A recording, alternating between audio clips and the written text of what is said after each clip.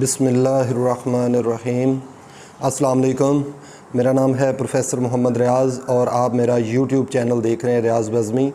खुश आमदीद। जैसा कि आप सब लोग जानते हैं कि इंटरव्यू के हवाले से मुख्तलिफ़ शोरा, नावल निगारों और नावल निगार और इसके अलावा अफसाना नवीस अदीबों का जो है वो हमने अहवाल बयान किया है।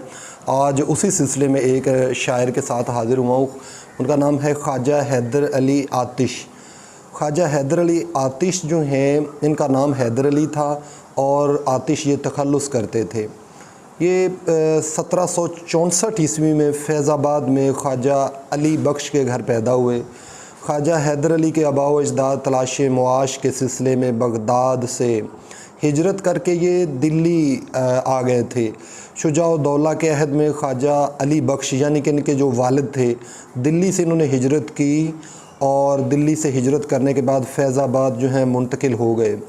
हैदर अली अभी बच्चे थे कि वालिदैन फ़ौत हो गए, चुनाचे बाकायदा तालीम व तरबियत से ये महरूम रहे और बाप का साया सर पर ना होने की वजह से आवारा लड़कों के साथ जो है वो उठने बैठने से मिजाज में जो शीलापन पैदा हो गया था और मामूली बात पर भी जो है वो तलवार सोंत लेते थे।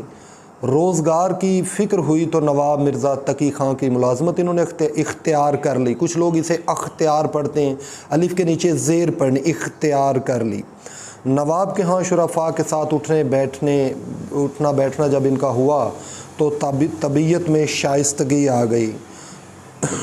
इसके बाद लखनऊ के दारुल सल्तनत जब लखनऊ दारुल सल्तनत करार पाया तो नवाब के साथ यानी कि नवाब मिर्ज़ा तकी के साथ ये लखनऊ आ गए और नवाब मोहम्मद तकी ख़ां फ़न सिपाहगरी और फ़न शायरी के दिल दादा थे, यानी कि बड़ी कदर करने वाले थे इनकी शायरों की। लखनऊ में उन दिनों इंशा और मुसफ़ी यानी कि इंशाउल्लाह ख़ां इंशा और मुसफ़ी के खूब जो हैं वो मार्के होते थे। तो इसी से मुतासिर होकर इनकी जो है ना वो मार्का आराइयाँ अरूज पर थीं। इस माहौल को देखकर हैदर अली आतिश के दिल में भी जो है वो शायरी का शौक़ जो है वो गुदगुदाया और वो मुसफ़ी के शागिर्द जो हैं वो बन गए। चुनाचे 29 साल की उम्र में शेर कहना इन्होंने शुरू किया और आतिश तखल्लुस करते थे। आतिश ने रफ्ता जो है वो अगर देखा जाए तो शायरी में इतनी महारत पैदा कर ली कि नासिख जैसे कादिरुल कलाम और ज़ुबान तराश शायर का मुकाबला करना भी उनके लिए कोई मुश्किल ना रहा। आतिश 1846 ईस्वी को जो है लखनऊ में इनका इंतकाल हो गया था। ख्वाजा हैदर अली आतिश की शायरी में दिल्ली और लखनऊ दोनों दबिस्तानों की खसूसियात जो हैं वो यकजां हैं। हालांकि कुछ लोग जो कहते हैं सिर्फ़ और सिर्फ इनके यहाँ दबिस्तान लखनऊ के अनासिर हैं, जबकि अगर इनकी एक और बात है कि अगर पूछा जाए कि दबिस्तान लखनऊ का नुमाइंदा शायर कौन है, नासिख है या आतिश, तो फिर हम जवाब देंगे आतिश है। लेकिन अगर दोनों की बात की जाए तो ये वो शायर हैं कि दोनों दबिस्तानों की खसूसियात इनके कलाम के अंदर जो है वो मौजूद हैं। सोज़ो गुदास के हामिल अशार जो हैं इनके दहलवी, जबकि मुसरत व शादमानी पर मबनी अशार, और सोज़ो गुदास के हामिल अशार दहलवी जबकि मुसरत व शादमानी पर मबनी अशार लखनवी दबिस्तान के नुमाइंदा हैं। आतिश का मजमुई लबो लहजा रिजाई और हरकतो अमल का मुईद है। उर्दू शायरी को तहज़ीब और शाइस्तगी की ज़ुबान अता करने में आतिश का किरदार जो है अगर देखा जाए तो नाकाबिल फरामोश है। उन्होंने मुहावरात और ज़रबुल अमसाल को इस खूबसूरती से इस्तेमाल किया है कि अशार फ़िक्री व फ़नी हर एतबार से ख़ासे की चीज़ बन गए हैं। तो ख्वाजा हैदर अली आतिश एक आप कह सकते हैं कि एक दरवेश कलंदर आखिरी फ़क्र व इस्तग़ना इनकी तबीयत के अंदर पैदा हो गया था। इनका एक शागिर्द बार बार इन्हें कहता था कि ख्वाजा साहब मुझे इजाज़त दीजिए, मैं फैज़ाबाद को जो है वो खैरबाद कह के किसी और शहर में जाना चाहता हूँ। तो ये उन्हें कहते थे कि भाई यहाँ ही जो है वो जो मिल रहा है इसी पे जो है वो अल्लाह का शुक्र अदा करो। लेकिन एक दिन तो वो आखिरकार वो आ गया कि जी हज़रत जी आज तो मुझे इजाज़त दे ही दें, मैं अब जा रहा हूँ। तो आतिश ने कहा कि वहाँ के खुदा को फिर मेरा सलाम कहना। तो वो बड़े हैरान हुए कि हज़रत ये कैसी बात हुई کہ وہاں کا اور یہاں کا اور وہاں کا خدا جدا جدا کیسے ہے؟ تو آتش صاحب نے فرمایا کہ بھئی جب تم اس بات پہ یقین رکھتے ہو کہ یہاں اور وہاں کا خدا ایک ہے تو پھر یہاں ہی اس سے مانگو، وہ یہ جو اللہ تمہیں وہاں دینے پہ قادر کریم ہے وہ یہاں بھی تمہیں عطا کرے گا۔ اور اس جو وہ شاگرد تھا یا مرید تھا اس کی بات سمجھ میں آ گئی اور اس نے سفر کا ارادہ جو ہے وہ موقوف فرما دیا۔ اب ہم خواجہ حیدر علی آتش کی غزل کے چند اشعار جو ہے وہ نمونے کے طور پر اور ان کا مفہوم وغیرہ آپ کے سامنے پیش کرتے ہیں۔ خواجہ حیدر علی آتش کی غزل کا مطلع ہے عدم کے کوچ کی مطلع نہیں، حسن مطلع ہے، یعنی کہ دوسرا شعر ہے۔ عدم کے کوچ کی لازم ہے فکر ہستی میں، نہ کوئی شہر نہ کوئی دیار راہ میں ہے۔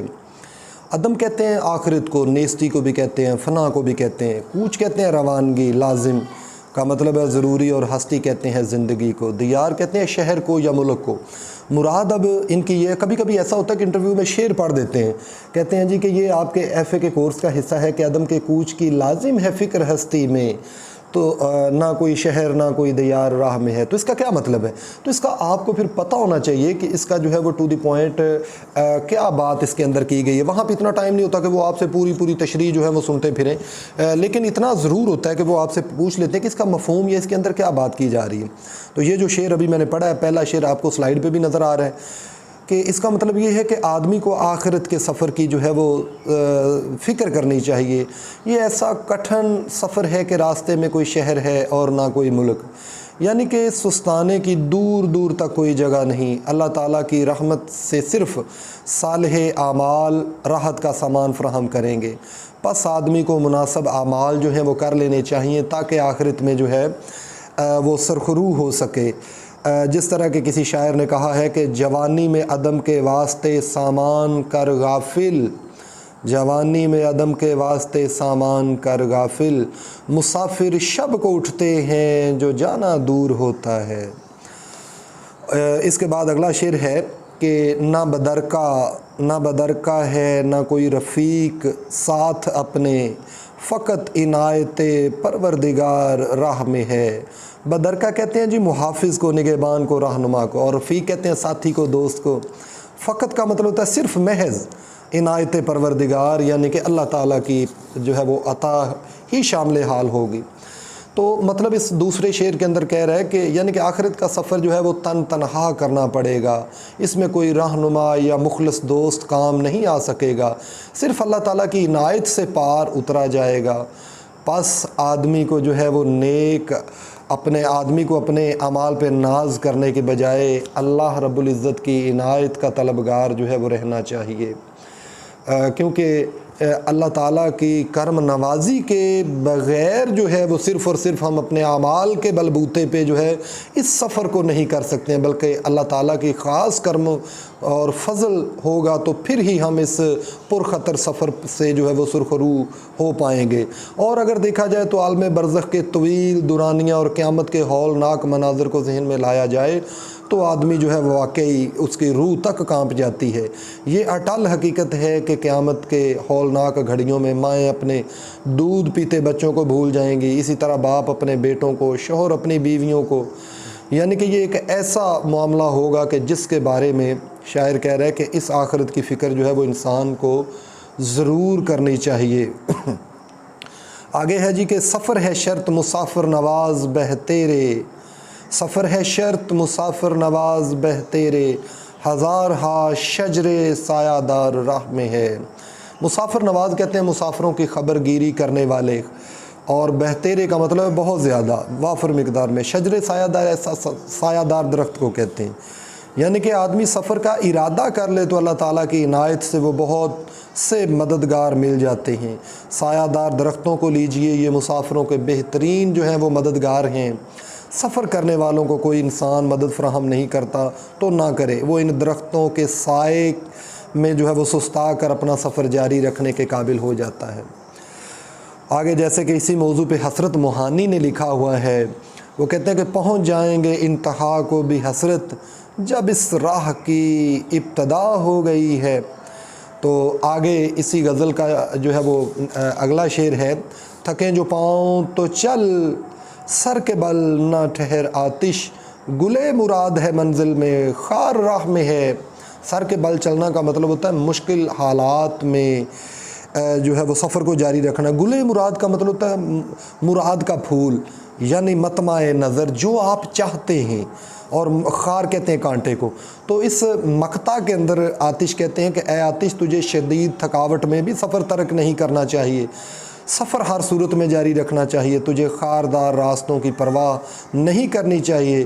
وجہ یہ ہے کہ مراد کا پھول، یعنی کہ اگر تو اپنی دلی خواہش کے مطابق وہ چیز چاہتا ہے تو اسے پانے کے لیے جو ہے وہ آدمی کو راستے کی تکالیف جو ہے وہ بھولنا پڑتی ہیں، راستے کی تکالیف اور پریشانیاں جو ہے وہ اٹھانا پڑتی ہیں۔ تو غزل کے مقطع میں جو ہے وہ بلند ہمتی اور اگر دیکھا جائے تو حوصلہ مندی کا خوبصورت انداز میں درس دیا گیا۔ اور آتش کہتے ہیں کہ انسان کو اس مقصد کی بلندی پر ڈٹ جانا چاہیے، مشکلات سے جو ہے وہ بالکل بھی نہیں گھبرانا چاہیے۔ راستے ہمیشہ پرخار اور خطرات سے اٹے ہوتے ہیں، لیکن انہیں عبور کر لینے سے ہی منزل جو ہے وہ منزل مقصود کو پایا جا سکتا ہے۔ جیسے کہ اقبال کہتے ہیں، ہر ایک مقام سے آگے نکل گیا ہے ماہ نو، کمال کس کو میسر ہوا ہے بے رنگ و دو۔